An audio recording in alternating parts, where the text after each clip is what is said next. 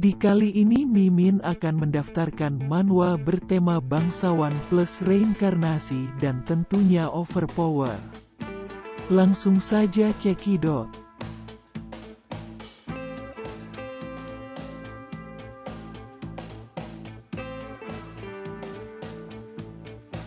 Pertama, The Scholar's Reincarnation, menceritakan seorang seniman bela diri yang dijuluki sebagai Martial King, dikalahkan oleh serangan bunuh diri dalam pertempuran dan terlahir kembali sebagai anak sulung dari penguasa setempat. Memiliki awal yang baru, keluarga yang hangat, dan adik perempuan yang harus dilindungi, dia memutuskan untuk menjadi orang yang lebih baik dalam kehidupan barunya. Kedua, The Lost Coins Arène de Creation, menceritakan seorang MC bernama Erun Stelgard.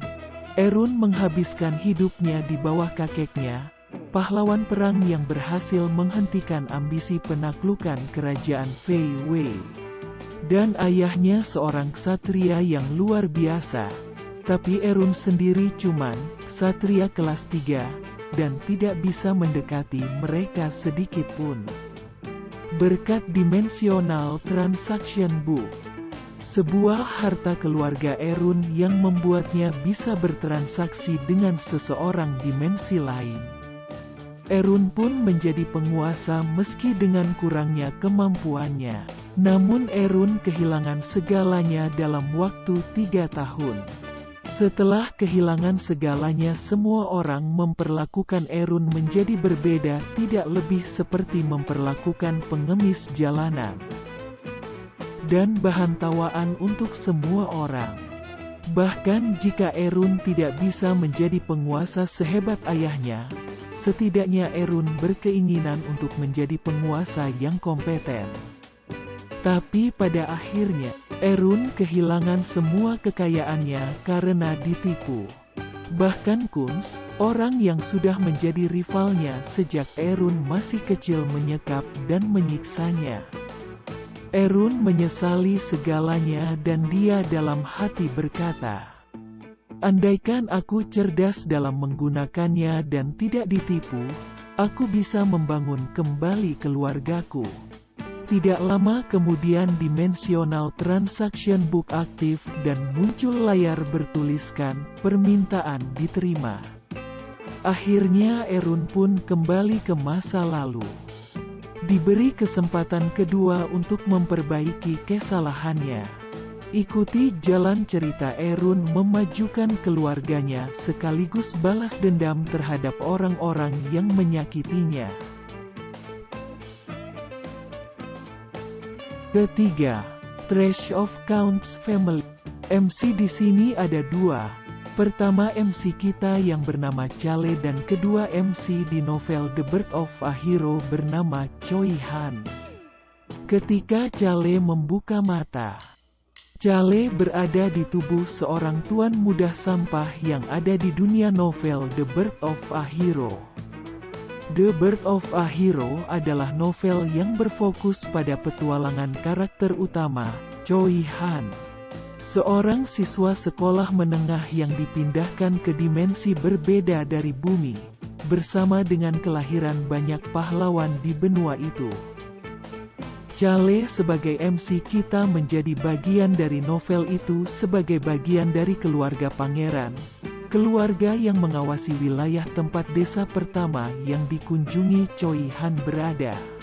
Masalahnya adalah Choi Han menjadi terpelintir setelah desa itu dan semua orang di dalamnya dihancurkan oleh para pembunuh. Masalah yang lebih besar adalah kenyataan bahwa bajingan sampah yang menjadi Chale ini tidak tahu tentang apa yang terjadi di desa dan mengacaukan Choi Han, hanya untuk dipukuli sampai babak belur. Ini akan menjadi masalah. Chale merasa sesuatu yang serius telah terjadi padanya. Tapi tak ada salahnya mencoba menjadikan ini hidup Chale.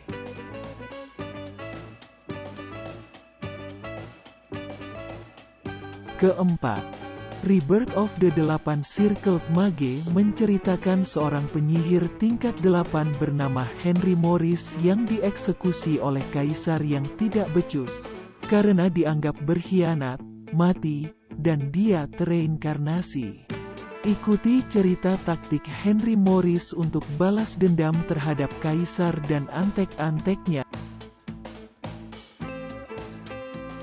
Kelima, Return of the Legendary Spear Knight menceritakan seorang MC bernama Joshua Sanders, seorang Spear Knight sekaligus Great Hero di benua Ygritte yang luas.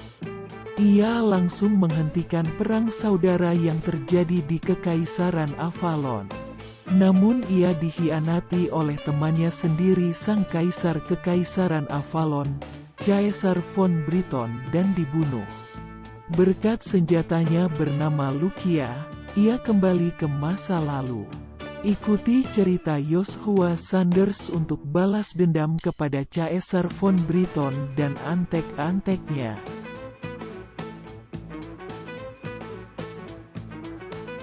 Keenam, The Dark Magician Transmigrates After 66.666 Years menceritakan seorang Great Dark Magician Diablo Volfir disegel abadi oleh 12 dewa.